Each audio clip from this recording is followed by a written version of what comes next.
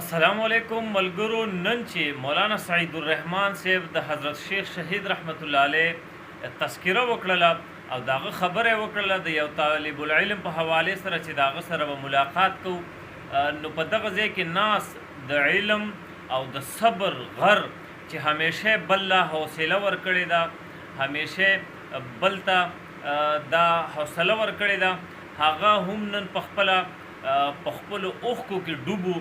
حضرت مولانا مفتی محمد ندیم صاحب چې د حوصلې یو غر دی، هغه هم نن زار او قطار وجړل د شیخ صاحب په یاد کې. یقینا شیخ صاحب ټوله دنیا وجړوله.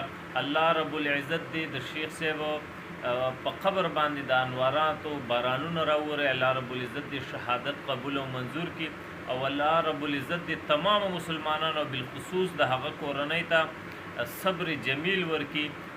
راځئ ملګرو دا ویډیو را سره وګورئ. مولانا سعید الرحمن صاحب سوی د شیخ صاحب محترم په باره کې، او دلته ناس موجود ایم پی اے اجاز خان هغه هم زار او قطار په جړا دی.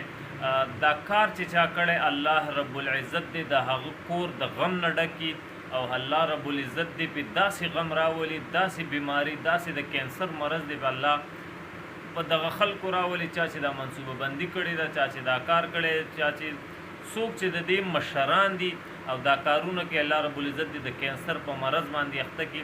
راځئ د مولانا سعید الرحمن صاحب دا خبره را سره واورئ. الله رب العزت دی د شیخ صاحب جنت الفردوس نصیب کړي، د نبی علیه الصلاۃ والسلام شفاعت دغه پړوس دی الله نصیب کړي. سهار ما سره یو طالب علم راغی او ما ته ویل ته به په 12 بجې باندې یې، ما یې زه به بلکل یم په 12 بجې باندې چې دواړه به ورځو او د شیخ صاحب سره به ملاقات کوو. چې څنګه د شیخ صاحب شهادت وشو، ما ورته وویل اوس به ملاقات ته چا سره کې زما هغه 1415 طلبه چې سهار زما سره په ترمیزي کې ثاني کې ناست، نن هغه په دې انتظار و چې زینت المحدثین به راځي، او پته نه وه چې زینت المحدثین هغه د نبي اکرم صلی الله علیه وسلم په مجلس کې د هغه روح هلته کې موجود دی. عزتمندو موږ ملایان هغه بدقسمته قوم یو چې هم راته خلک کنځل کوي، او د کنځلو نه پس بیا مې په ګولۍ باندې وولي. کنځل یې راته هم وکړل، ویې کړل که ویې نه کړل، کنځل یې راته وکړل.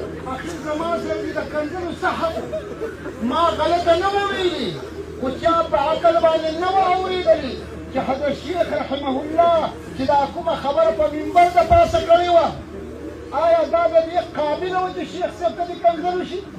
دا زمونږ ملک دی، زمونږ ملک. په دې کې به مونږ د خپلو مقتدرو قوتونو د هغوی خیر ته به ښه وایو، او کومه بده مو ویلې ده.